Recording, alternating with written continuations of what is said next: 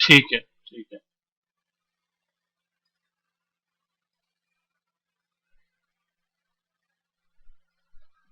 Okay.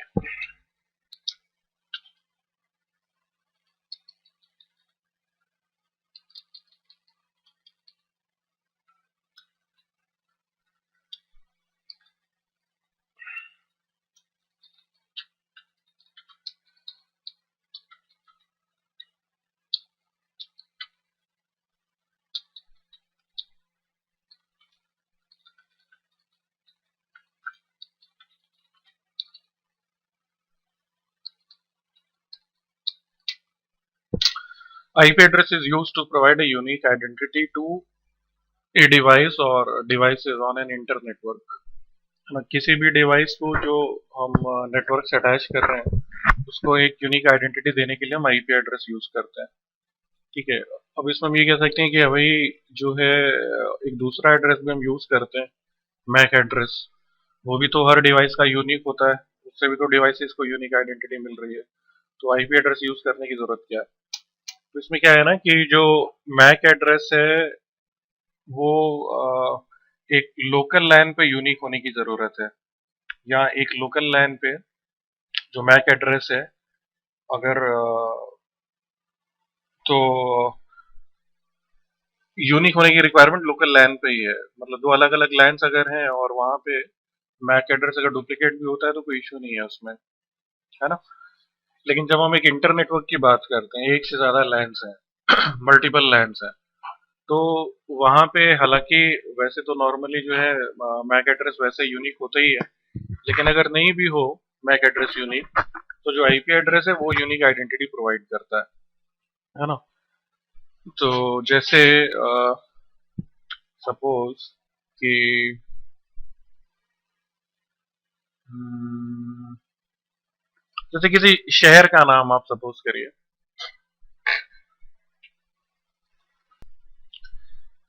जैसे आप suppose करिए किसी शहर का नाम, है ना, कि किसी शहर का नाम जो है वो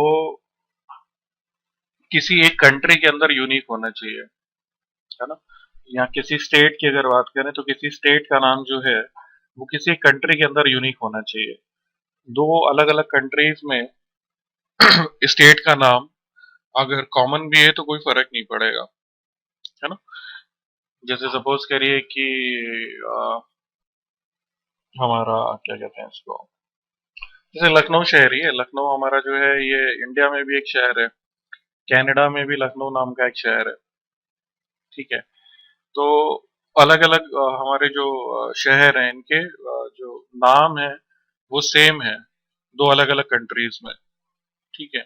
लेकिन अब इसमें यूनिक आईडी की बात करें तो जैसे सपोज करिए कि हमारा जो कॉलिंग कोड है लखनऊ का, और जो कनाडा में लखनऊ शहर है उसका जो कॉलिंग कोड है वो यूनिक होगा। मतलब वर्ल्ड वाइड अगर हम बात करें पूरे वर्ल्ड में दो अलग अलग शहर हैं, तो उनका जो कॉलिंग कोड होगा आईएसडी प्लस एसटीडी कोड मिला के, है ना, वो सेम नहीं होगा, वो अलग अलग होगा।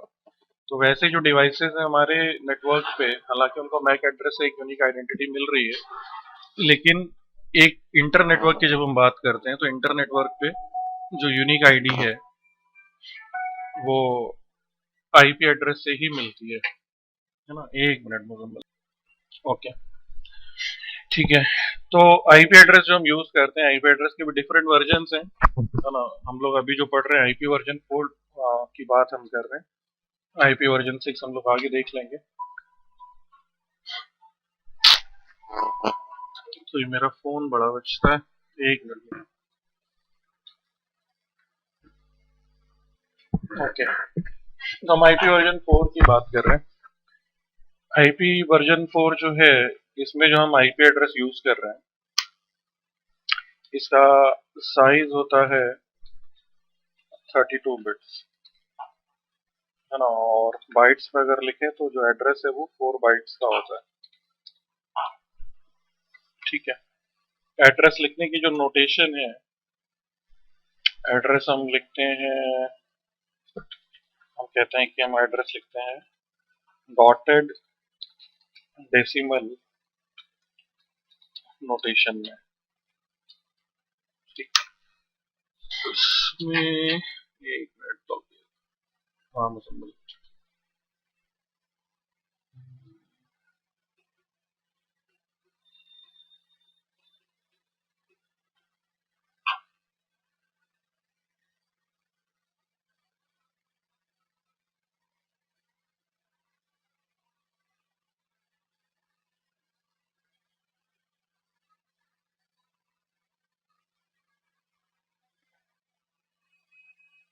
इसमें पता नहीं कैसे आता है, चलिए कोई बात नहीं। तो डॉटेड डेसिमल नोटेशन में हम लिखते हैं इसमें एड्रेस को डॉटेड डेसिमल नोटेशन में लिखने का मतलब है कि जो आईपी एड्रेस है हम बाइनरी में कह रहे हैं कि 32 बिट्स का है, राइट। लेकिन जब हम इसको लिखते हैं तो बाइनरी में नहीं लिखते बल्कि डेसिमल में लिखते हैं। और डेसिमल में जब हम लिखते हैं तो आईपी एड्रेस को हम पार्ट्स में डिवाइड कर लेते हैं, जो पार्ट्स है वो कहलाते हैं ऑक्टेट। तो एक ऑक्टेट जो है ना, आपका 1 octet is equal to 8 bits, है ना, जो कि आपका एक बाइट भी कह सकते हैं हम इसको, राइट। तो आईपी एड्रेस जब हम लिखते हैं तो इसको हम कुछ इस तरीके से लिखते हैं, आपका फर्स्ट ऑक्टेट, फिर एक डॉट लगती है, फिर अगेन आपका सेकंड ऑक्टेट, फिर एक डॉट लगती है, फिर आपका थर्ड ऑक्टेट, देन एक डॉट, और फिर फोर्थ ऑक्टेट, है ना। तो सबसे पहले आपका जो है ये है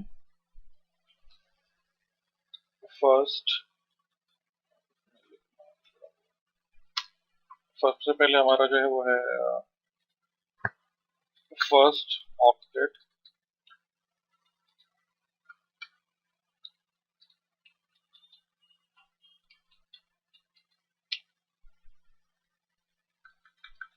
देन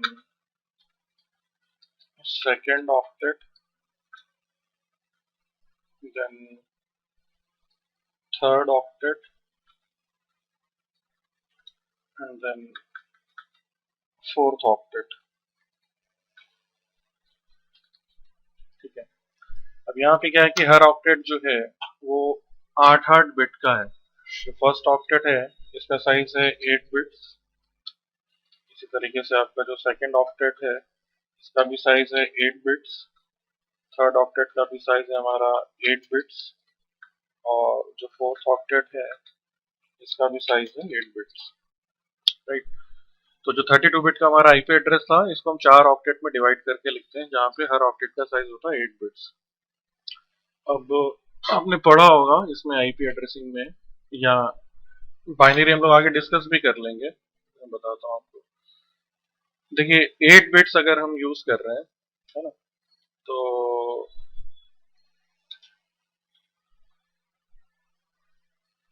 8 बिट्स में क्या होगा, देखिए अगर हमें ये देखना हो डेसिमल में, जैसे हम सपोज देखना चाहते हैं, हमने कहा कि अगर हम एक से डेसिमल में जो सबसे छोटा नंबर होता है वो होता है 0।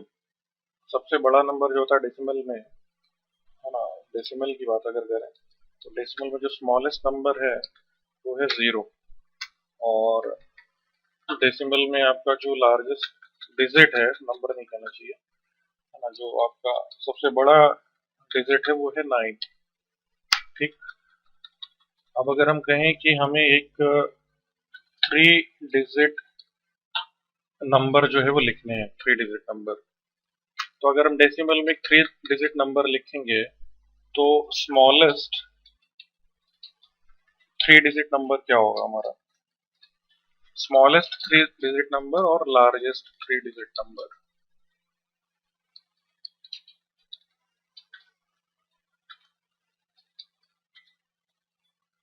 तो स्मॉलेस्ट 3 डिजिट नंबर कैलकुलेट करने के लिए हम क्या करते हैं, जो आपका नंबर सिस्टम में सबसे छोटा डिजिट था डेसिमल में वो था 0। तो हमने तीनों पोजीशंस पे 3 डिजिट का नंबर था तो हमने तीनों 0 रख दिए, तो ये हमें 0 मिल गया कि जो 3 डिजिट का सबसे छोटा नंबर डेसिमल में है वो 0 होगा।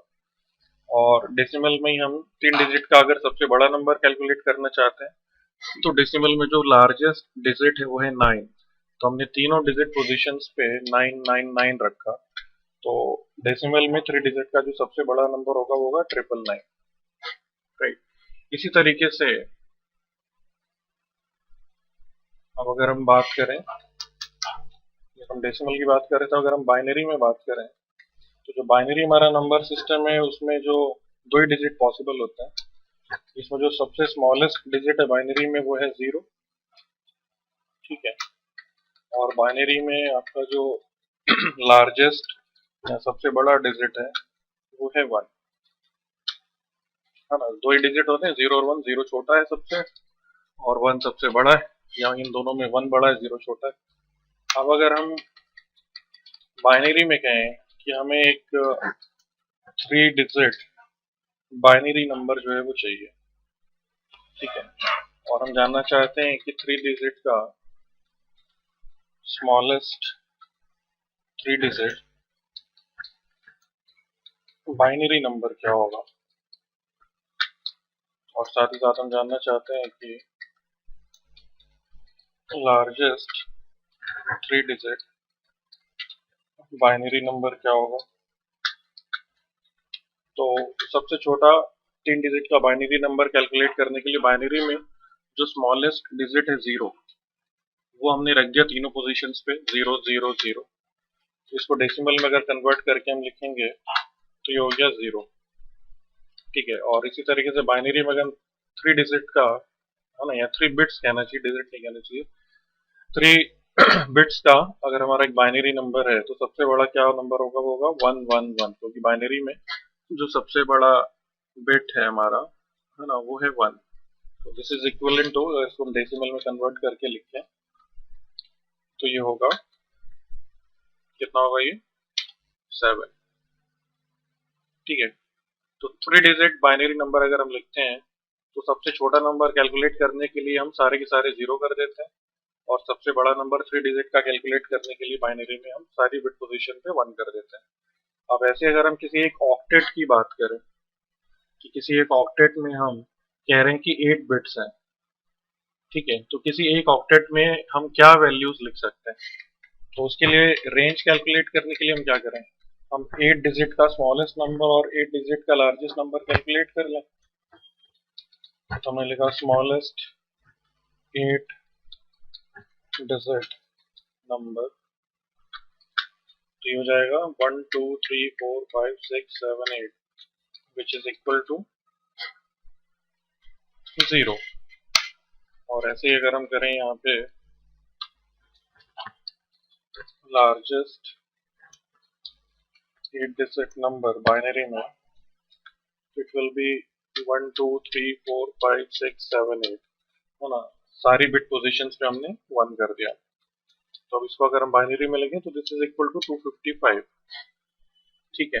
तो अब हमारा जो ऑक्टेट था, या जो हमारे 4 ऑक्टेट हैं, हर ऑक्टेट में 8 बिट्स हैं, तो किसी भी ऑक्टेट की जो वैल्यू है वो मिनिमम 0 हो सकती है अगर सारे 0 हों, और किसी भी ऑक्टेट की जो मैक्सिमम वैल्यू है वो 255 हो सकती है अगर सारे 1 हो, और या फिर इनके बीच में हो सकती है अगर कुछ 0 है कुछ 1 है। मतलब किसी एक ऑक्टेट की जो रेंज होगी वो रेंज हमारी 0 से लेके 255 के बीच में होगी। इसका मतलब है कि कोई भी आईपी एड्रेस अगर हम देखेंगे या लिखेंगे तो उस आईपी एड्रेस में जो हमें जो डेसिमल वैल्यूज दिखाई पड़ेंगी वो 0 से लेके 255 के बीच में हो सकते हैं। किसी भी ऑक्टेट की जो रेंज है ना, या किसी भी ऑक्टेट में जो वैल्यूज पॉसिबल हैं उन्हीं, वो 0 से लेके 255 के बीच में होंगी अगर हम डेसिमल में देखते हैं,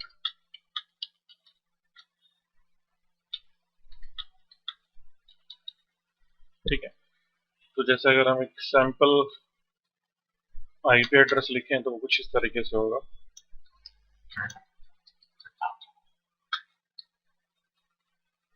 चार ऑक्टेट हमें लिखने हैं और उनको डॉट से सेपरेट करना है, इसीलिए डॉटेड डेसिमल नोटेशन कहते हैं।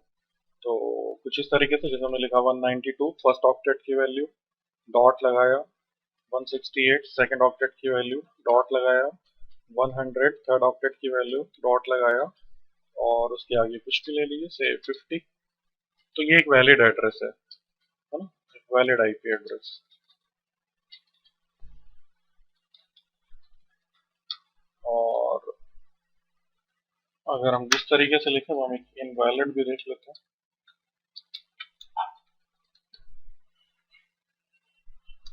अगर कोई एड्रेस आपको दिखाई पड़ रहा है जिसमें लिखा है से 192.256.301.50, तो ये आईपी एड्रेस इनवैलिड होगा क्योंकि इसमें ऑक्टेट की जो वैल्यू है वो 255 से ऊपर जा रही है, 256.301, है ना। ये आईपी एड्रेस में नहीं हो सकता। किसी भी आईपी एड्रेस में किसी भी ऑक्टेट की जो वैल्यू है वो 255 से ऊपर नहीं होंगी। ऑलराइट, इसी में फिर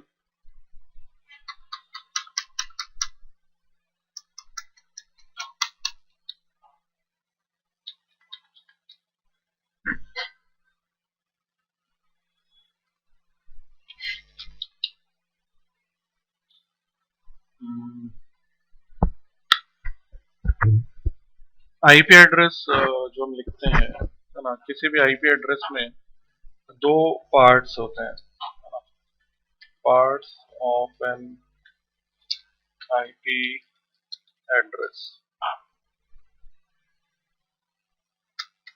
तो आईपी एड्रेस जो है उसमें दो पार्ट होते हैं। इसमें जो पहला पार्ट होता है उसको हम कहते हैं नेटवर्क एड्रेस, और जो दूसरा पार्ट होता है आईपी एड्रेस में वो होता है होस्ट एड्रेस।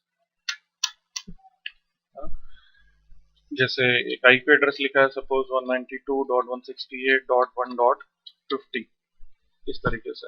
अभी क्लासेस हमने पढ़ी नहीं है आईपी एड्रेसेस की, क्लासेस हम पढ़ेंगे, लेकिन ये जो एड्रेस है हमारा, ये क्लास सी का एड्रेस है।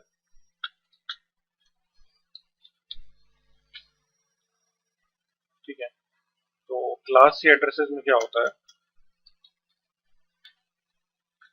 क्लास सी एड्रेसेस में आपका जो नेटवर्क पोर्शन होता है आईपी एड्रेस का वो होता है 24 बिट्स का। ठीक है, और जो होस्ट पोर्शन होता है एड्रेस का वो होता है आपका 8 बिट्स का। राइट, तो जो आईपी एड्रेस हमने ऊपर लिखा है इसमें जो फर्स्ट 24 बिट्स होंगे, मतलब 192.168.1, है ना, इतना पार्ट जो है ये आपका नेटवर्क पोर्शन का है। और लास्ट में जो आपका लिखा हुआ है 50, ये आपका कोड जो है ये या पार्ट जो है ये होस्ट पोर्शन में है। 24 बिट्स हमारे नेटवर्क पोर्शन में है और लास्ट के 8 बिट्स हमारे जो है वो होस्ट पोर्शन में है। ठीक है, तो आईपी एड्रेस जो है वो दो पार्ट्स में डिवाइडेड होता है, नेटवर्क पोर्शन और होस्ट पोर्शन। नेटवर्क पोर्शन जो है वो हम डिवाइसेस को ग्रुप करने के लिए यूज करते हैं, है ना। या इस पे आते हैं, पहले हम क्लासेस समझ लेते हैं, या फिर चाहे तो यही डिस्कस कर लेते हैं। जैसे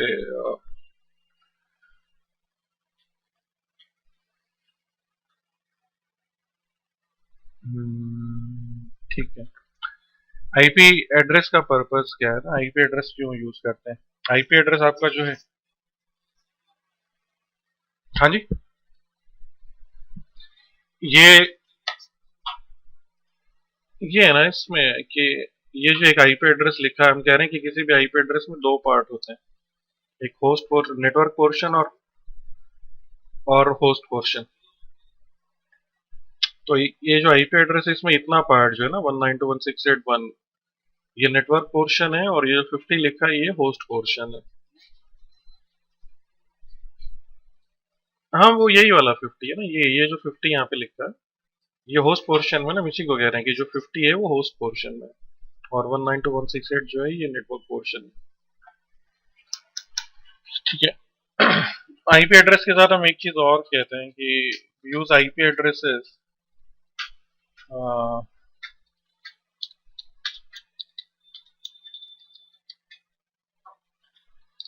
टू ग्रुप डिवाइसेस। डिवाइसेस को अगर हम ग्रुप्स में डिवाइड करना चाहते हैं तो उसके लिए भी हम आईपी एड्रेस यूज करते हैं, यही मेन पर्पस है आईपी एड्रेस का। अदरवाइज हम मैक एड्रेस तो यूज कर ही रहे हैं, है ना। मैक एड्रेस जो है उसका कोई स्ट्रक्चर नहीं होता। मैक एड्रेस हमारा जो होता है वो एक फ्लैट एड्रेस हम कहते हैं, है ना, जिसमें कोई स्ट्रक्चर नहीं है। जबकि आपका जो आईपी एड्रेस है इसमें ये जो दो पार्ट हम कह रहे होते हैं, नेटवर्क एड्रेस और होस्ट एड्रेस, है ना, तो इसका स्ट्रक्चर ऐसा है कि नेटवर्क एड्रेस जो है इसको हम कह सकते हैं कि ये ग्रुप एड्रेस है, और जो होस्ट पोर्शन है इसको हम कह सकते हैं कि ये जो है हमारा एक ग्रुप के अंदर मेंबर एड्रेस है। ठीक है, जैसे सपोज करिए कि हमारे पास अगर सपोज हमारी ऑर्गेनाइजेशन जो है इसमें टोटल 100 एम्प्लॉयज काम करते हैं, ठीक है। और हम क्या करना चाहते हैं कि हमारे जो एम्प्लॉयज हैं इन सबको हम एक यूनिक एम्प्लॉय आईडी जो है वो देना चाहते हैं, EMP आईडी, कि हर एम्प्लॉय की अपनी एक यूनिक एम्प्लॉय आईडी होगी, ठीक है।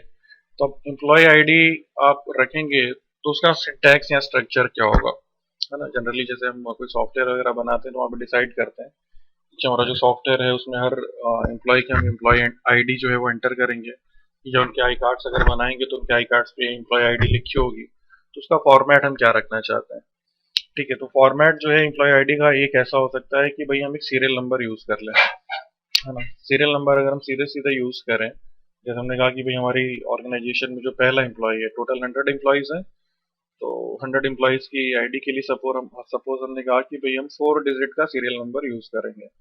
तो जो पहला एम्प्लॉय है उसकी आईडी होगी 0001। ऐसे जो सेकंड एम्प्लॉय होगा हमारी ऑर्गेनाइजेशन का, उसकी एम्प्लॉय आईडी होगी 0002, ठीक है। इस तरीके से फिर जो थर्ड होगा उसकी आईडी होगी 0003, राइट। और अगर 100 एम्प्लॉयज हैं तो जो लास्ट एम्प्लॉय होगा उसकी आईडी होगी 0100, इस तरीके से। तो ये जो फॉर्मेट हमने रखा है यहाँ पे एम्प्लॉयज आईडी देने का, इस फॉर्मेट से हमारा एक पर्पस तो सॉल्व हो रहा है कि हर एम्प्लॉय को एक यूनिक एम्प्लॉय आईडी जो है वो मिल रही है, ठीक है। लेकिन इस एम्प्लॉय आईडी का जो फॉर्मेट है उससे हम जो हमारे एम्प्लॉयज हैं उनको डिफरेंट ग्रुप्स में डिवाइड नहीं कर पाएंगे, है ना। यहाँ ये जो फॉर्मेट हमने रखा है इसमें ग्रुप जैसी कोई इन्फॉर्मेशन नहीं है। जैसे सपोज करिए कि हम कह रहे हैं कि हमारी जो ऑर्गेनाइजेशन में जो 100 एम्प्लॉयज हैं, है ना, इनमें से सेल्स डिपार्टमेंट में 50 एम्प्लॉयज काम कर रहे हैं, ठीक है। अकाउंट्स सेक्शन में से 25 एम्प्लॉयज काम कर रहे हैं, ठीक है। और एडमिनिस्ट्रेशन में सपोज करिए कि बाकी 25 काम कर रहे हैं, ठीक है। तो ये जो आईडीज हैं हमने हर एम्प्लॉय को एक आईडी दे दी 001 002 इस तरीके से। तो ये आईडी देख के पता नहीं चलता है कि एम्प्लॉय सेल्स में है ना, कि अकाउंट्स में है कि एडमिन में है, ये पता नहीं चल रहा हमें, राइट। तो अगर हम चाहते हैं कि हम एम्प्लॉय आईडी ऐसी रखें कि जो हमारे एम्प्लॉयज हैं उनकी आईडी देख के हमें ये पता चल सके कि एम्प्लॉय जो है वो कौन से ग्रुप में है या कौन से डिपार्टमेंट में काम करता है, तो इस केस में फिर हम क्या कर सकते हैं, हम अपनी एम्प्लॉय आईडी का फॉर्मेट जो है वो बदल सकते हैं। अब हमने क्या किया, अपनी एम्प्लॉय आईडी का फॉर्मेट कुछ ऐसे रखा कि सबसे पहले जो है वो आएगा डिपार्टमेंट का नाम, है ना, से डिपार्टमेंट नेम, और उसके साथ जुड़ा होगा सीरियल नंबर, राइट। तो इसमें डिपार्टमेंट नेम जो यहाँ पे आ रहा है इसको हम कह सकते हैं कि ये हमारे ग्रुप का एड्रेस होगा, और साथ में ये जो सीरियल नंबर आ रहा है, मैंने 0 लिख दिया है, वो होगा सीरियल नंबर जो यहाँ पे हमें दिखाई पड़ रहा है, इसको हम कह सकते हैं कि ये ग्रुप के अंदर जो इस ग्रुप के मेंबर्स हैं उसके मेंबर का एड्रेस होगा। तो अब सपोज करिए हमने क्या किया कि जो हमने फॉर्मेट रखा उसमें हमने कहा कि, अब उसमें भी आप वो सेट कर सकते हैं कि टोटल कितने डिजिट का रखना है ना, उससे फर्क क्या पड़ेगा मैं बताता हूँ। जैसे सपोज हमने कहा कि हमारा जो यहाँ डिपार्टमेंट नेम की जगह सपोज हमने इसको डिपार्टमेंट आईडी कर दिया तो ज्यादा क्लियर होगा, ठीक है। अब हमने कहा कि से डिपार्टमेंट आईडी जो है सेल्स जो है, इसके लिए हमने कहा कि इसकी डिपार्टमेंट आईडी होगी 00, या इससे भी पहले चीज और हमने कहा कि जो डिपार्टमेंट आईडी है इसके लिए हम 4 डिजिट्स यूज करेंगे, और जो मेंबर एड्रेस है या जो सीरियल नंबर है इसके लिए भी हम 4 डिजिट्स यूज करेंगे, राइट। तो हमारा जो एम्प्लॉय आईडी है टोटल 8 डिजिट्स की हो गई। अब हमने कहा कि जो सेल्स हमारा डिपार्टमेंट है इसकी आईडी है 0001, ठीक है। फिर हमने कहा कि हमारा जो अकाउंट्स है डिपार्टमेंट इसकी आईडी है 0002, और हमारा जो एडमिन डिपार्टमेंट है इसकी डिपार्टमेंट आईडी है 0003। ठीक है। अब अगर हमारा एम्प्लॉय सेल्स डिपार्टमेंट में काम करता है तो सेल्स डिपार्टमेंट के जो एम्प्लॉयज होंगे उनकी एम्प्लॉयज आईडी कैसे होंगी, ये इस तरीके से आएंगी। सबसे पहले उनके डिपार्टमेंट का नाम 0001 सेल्स डिपार्टमेंट, फिर उसमें पहला एम्प्लॉय जो है उसकी आईडी 0001 सेल्स डिपार्टमेंट का। आप 0 से भी ले सकते हैं लेकिन हम 1 से ले रहे हैं। सेल्स डिपार्टमेंट का दूसरा एम्प्लॉय 0001, उसकी डिपार्टमेंट की आईडी सेम होगी, एम्प्लॉय आईडी ये जो है ये बदल जाएगी उसकी, है ना, मेंबर एड्रेस जो है। ऐसे ही सेल्स डिपार्टमेंट का जो तीसरा एम्प्लॉय होगा, अगेन डिपार्टमेंट आईडी सेम रहेगी लेकिन ये बदलती जाएंगी आपकी, राइट। ऐसे हमारे फिर अकाउंट्स डिपार्टमेंट के जो एम्प्लॉयज हैं उनकी आईडीज कैसे होंगी, तो अकाउंट्स डिपार्टमेंट में सबसे पहले डिपार्टमेंट की आईडी 0002, और उसके बाद पहला जो एम्प्लॉय है अकाउंट्स डिपार्टमेंट में वो है 0001। ऐसे ही दूसरा एम्प्लॉय जो होगा अकाउंट्स सेक्शन में उसके डिपार्टमेंट की आईडी 0002-0002, है ना, उसका सीरियल नंबर। ऐसे ही फिर एडमिन में अगर जाएंगे तो जो पहला एम्प्लॉय होगा उसके डिपार्टमेंट की आईडी 0003-0001, ऐसे ही फिर 0003-0002। तो एम्प्लॉयज आईडीज का अगर हम ये फॉर्मेट रखते हैं ना, department ID plus serial number, तो ये जो फॉर्मेट इसमें क्या, इसमें दो चीजें हैं। इस फॉर्मेट में एक तो ग्रुप एड्रेस है प्लस मेंबर एड्रेस है। और ये फॉर्मेट रखने का फायदा क्या हो रहा है कि हमारे जो 100 एम्प्लॉयज हैं उनकी आईडी जो हमने रखी है उस आईडी के बेसिस पे हमने एम्प्लॉयज को डिफरेंट ग्रुप्स में डिवाइड कर लिया। अब कोई एम्प्लॉय अगर हमें बताता है कि मेरी आईडी जो है वो 0001-0002 है, तो आईडी देख के हम बता सकते हैं कि ये जो एम्प्लॉय है ये सेल्स डिपार्टमेंट का है और सेल्स डिपार्टमेंट में इसकी जो आईडी है वो 0002 है। कोई आईडी अगर हमें अपनी बताए कि मेरी आईडी 002 और 0002 है, तो ये आईडी हम देख के बता सकते हैं इतना पार्ट कि ये एक दूसरे ग्रुप में या अकाउंट्स सेक्शन में काम करता है। तो एड्रेस का फॉर्मेट हमने ऐसा लिया है कि हम अपने एम्प्लॉयज को डिफरेंट ग्रुप्स में डिवाइड कर पा रहे हैं। ठीक है।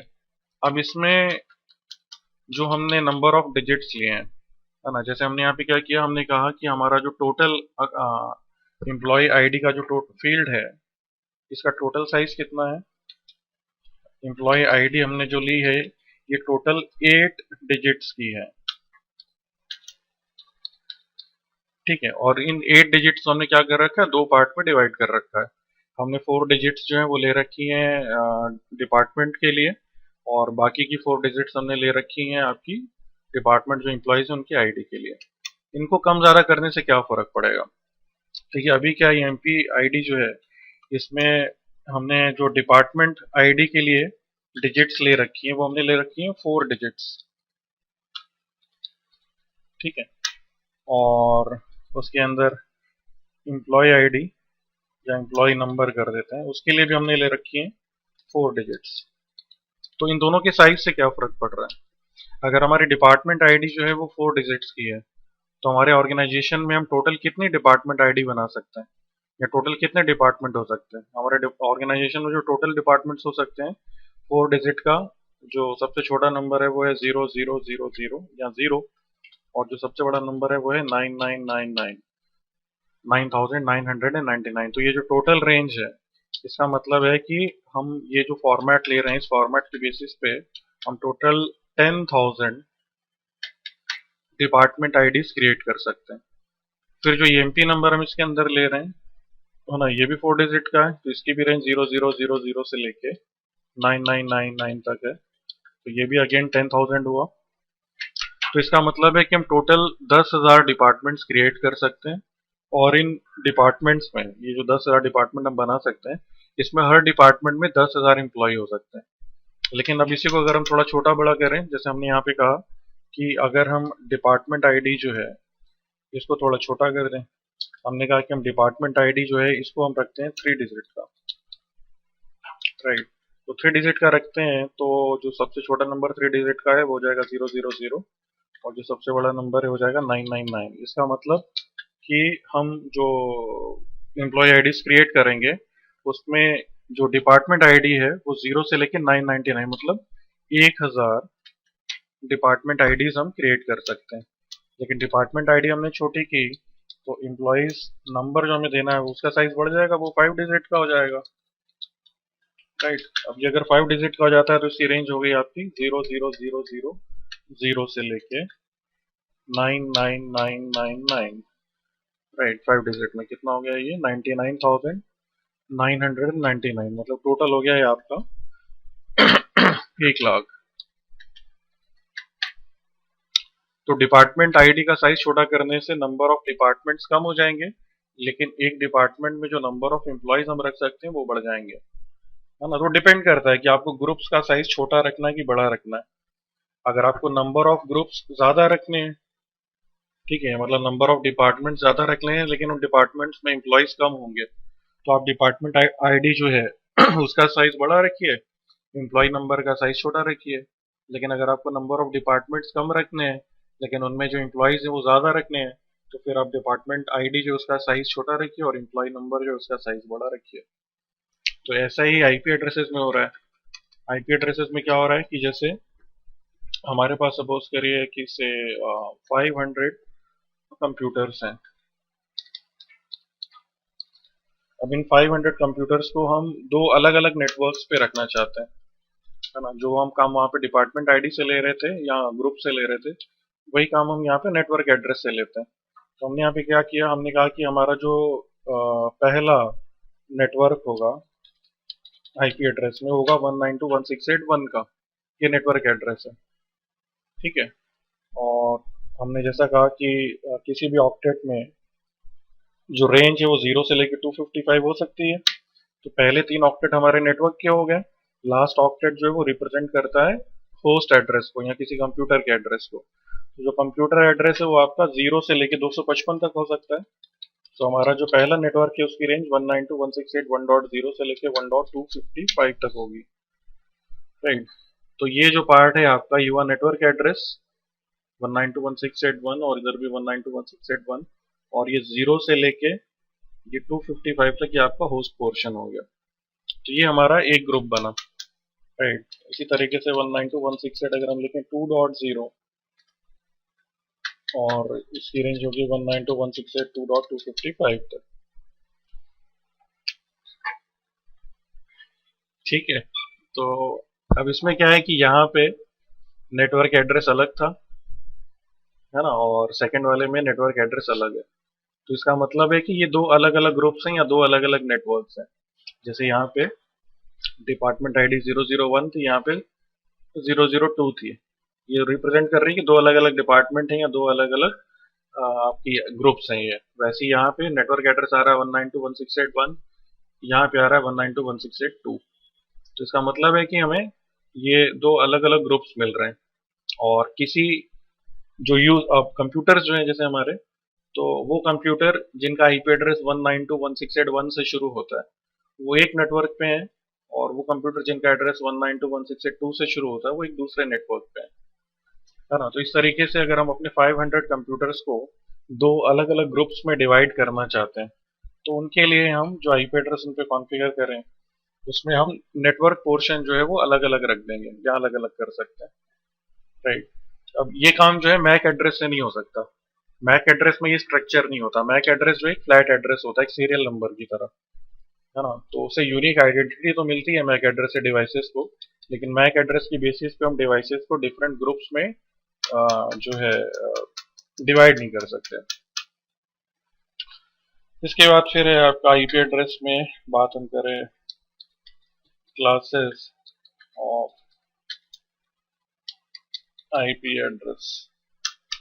तो आईपी एड्रेसेस जो है, देखिए हमने कहा कि एक आईपी एड्रेस जो है वो 32 बिट का होता है, 4 ऑक्टेट में डिवाइड करके लिखते हैं। किसी भी ऑक्टेट की वैल्यू आपकी 0 से लेके 255 के बीच में हो सकती है। तो जो सबसे छोटा आईपी एड्रेस है वो है 0.0.0.0, और जो सबसे बड़ा आईपी एड्रेस है या आखिरी जो आईपी एड्रेस है वो है 255 255 255 255, ठीक है। ये सबसे छोटा एड्रेस है और ये सबसे बड़ा एड्रेस है। बाकी एड्रेसेस इनके बीच में होंगे सारे, है ना। जैसे ये सबसे छोटा पहला एड्रेस हमारा पहला आईपी एड्रेस, इसके बाद अगला आईपी एड्रेस होगा 0.0.0.1, फिर अगला होगा 0.0.0.2, है ना, ऐसे बढ़ते जाएंगे और आखिरी में फिर ये 255, 255, 255, 254 और फाइनली लास्ट में आपको ये मिलेगा यहाँ पे।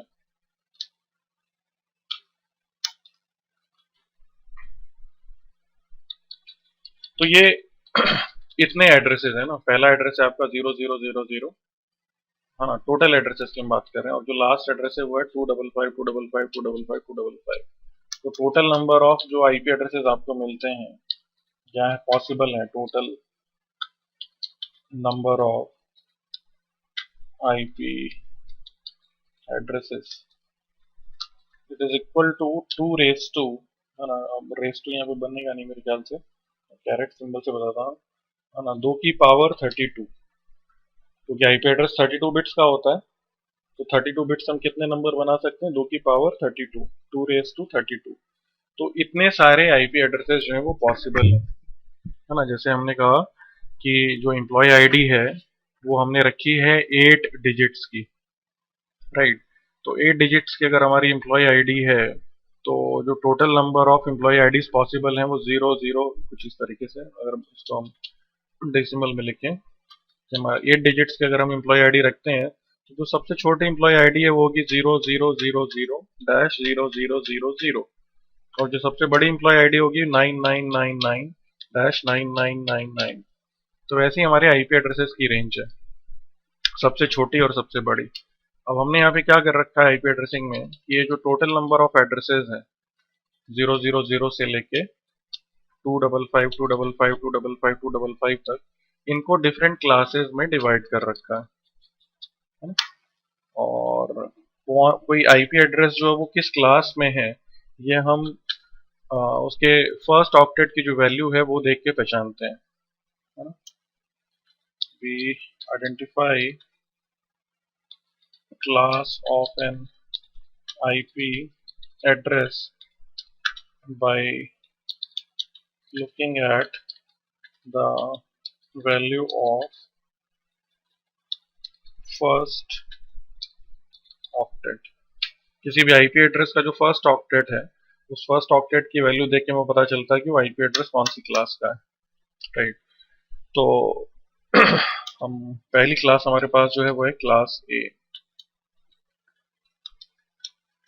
किसी आईपी एड्रेस के फर्स्ट ऑक्टेट की वैल्यू अगर 1 से लेके 126 के बीच में है, तो आईपी एड्रेस जो है वो क्लास ए का होगा, ठीक है। देन किसी आईपी एड्रेस की फर्स्ट ऑक्टेट की वैल्यू अगर 128 से लेके 191 के बीच में है, तो आईपी एड्रेस क्लास बी का होगा। देन किसी आईपी एड्रेस के फर्स्ट ऑक्टेट की वैल्यू अगर 192 से लेके 223 के बीच में, तो क्लास सी का होगा। देन किसी आईपी एड्रेस की वैल्यू अगर 224 से लेके फर्स्ट ऑक्टेट की वैल्यू 239 के बीच में है, तो क्लास डी का होगा। और फाइनली किसी आईपी एड्रेस के फर्स्ट ऑक्टेट की वैल्यू अगर 240 से लेके 255 के बीच में है, तो आईपी एड्रेस जो है वो क्लास ई का होगा। अब इसमें दो एड्रेसेस मिसिंग है। हमने कहा कि जो फर्स्ट ऑक्टेट है हमारा, है ना, फर्स्ट ऑक्टेट की वैल्यू की रेंज क्या है, फर्स्ट ऑक्टेट की वैल्यू 0 से लेके 255 के बीच में हो सकती है। अब हमने यहाँ पे जो रेंज लिखी है वो हमने लिखी है 1 से, 0 छोड़ दिया, और फिर यहाँ पे क्लास ए की रेंज लिखी हमने 1 to 126, और फिर क्लास बी 128 से शुरू किया तो 127 छोड़ दिया। तो इसमें क्या है कि ये दो एड्रेसेस रेंज जो है वो रिजर्व्ड है।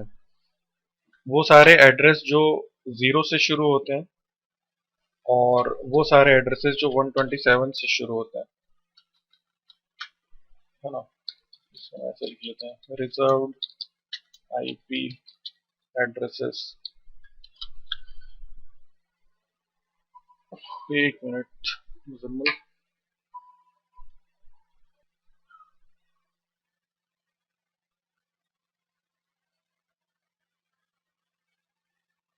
ओके। तो रिजर्व्ड आईपी एड्रेसेस है हमारे वो सारे आईपी एड्रेसेस जो 0 से शुरू होते हैं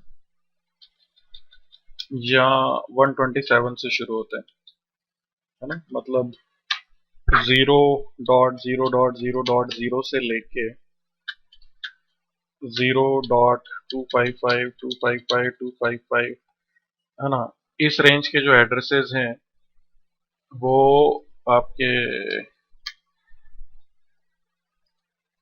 रिजर्व्ड हैं। और इसी तरीके से आपका 127.0.0.0 से लेके 127.255 255 255 ये एड्रेसेस भी रिजर्व्ड हैं। मतलब वो सारे एड्रेस जो 0 से शुरू होते हैं या वो सारे एड्रेस जो 127 से शुरू होते हैं ये रिजर्व्ड है ना, इनको हम डायरेक्टली यूज नहीं करते हैं। ठीक है, तो ये आपकी आईपी एड्रेस की क्लासेस की रेंज है, class A B C D. जैसे अगर एक एड्रेस लिखा हुआ है सपोज 10 या 10, तो चलिए 10 ही लिख लेते हैं, 10.1.50.20 है ना। तो ये एड्रेस कौन सी क्लास का हुआ, हमने यहाँ पे देखा कि जो फर्स्ट ऑक्टेट की वैल्यू है वो है 10, और हम कह रहे हैं कि फर्स्ट ऑक्टेट की वैल्यू अगर 1 से 126 के बीच में तो एड्रेस क्लास ए का होगा। तो ये एड्रेस हुआ क्लास ए का। अब एक एड्रेस लिखा है यहाँ पे सपोज 150.1.1.1, तो इसमें जो फर्स्ट ऑक्टेट की वैल्यू है वो है 150 है ना। और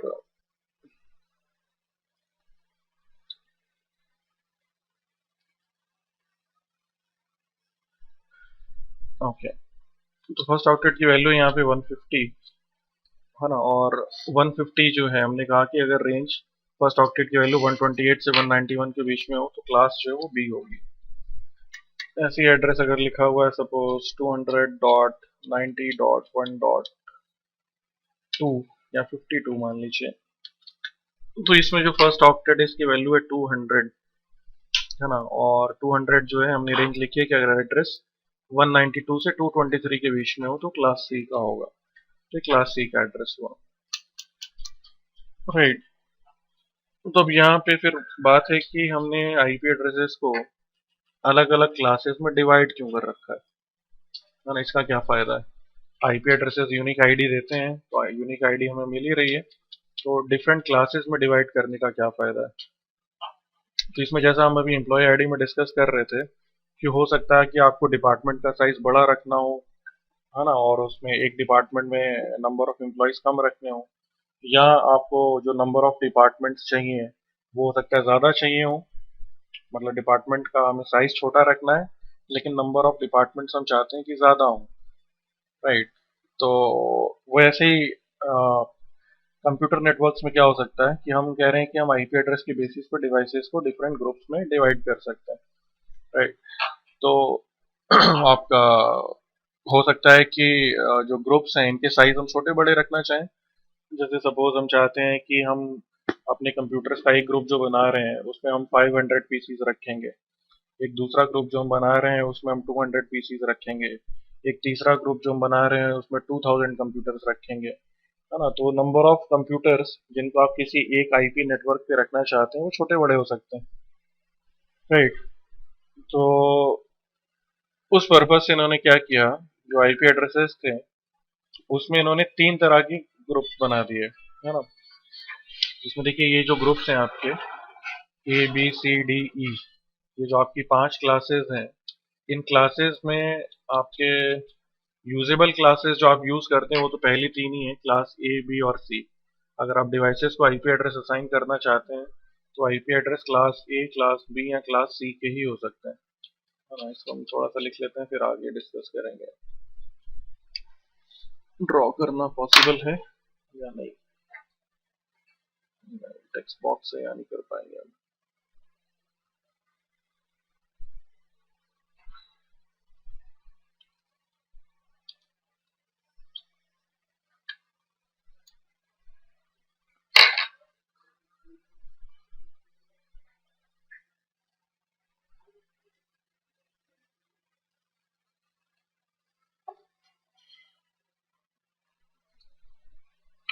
ओके, तो आपकी जो क्लासेस थी, class A, class B,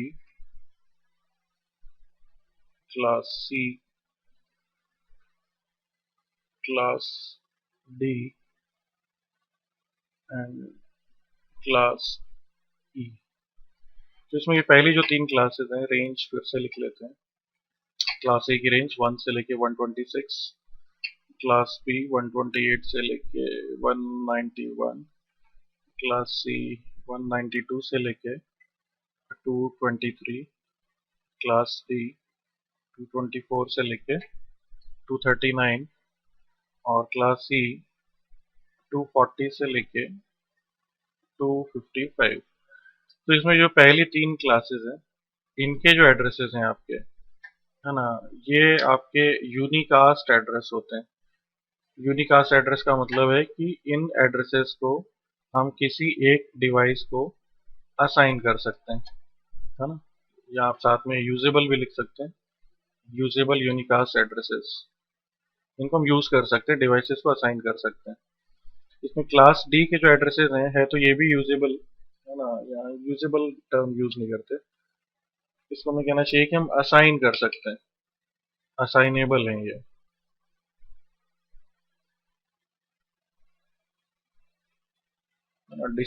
devices को अगर हमें आईपी एड्रेस देना हो तो IP address class A B या सी का ही होना चाहिए, हो सकता है। इसमें फिर क्लास डी के जो एड्रेसेस हैं, ये आपके कहलाते हैं मल्टीकास्ट एड्रेस। मल्टीकास्ट एड्रेसेस जो हैं, यूज तो हम इनको भी करते हैं, लेकिन इनको हम डिवाइसेस को डायरेक्टली असाइन नहीं करते हैं। मल्टीकास्ट एड्रेसेस जो है ग्रुप्स के लिए होते हैं, है ना, ग्रुप एड्रेसेस होते हैं। इनको आगे डिस्कस करेंगे, मल्टीकास्ट, यूनिकास्ट, ब्रॉडकास्ट क्या होता है।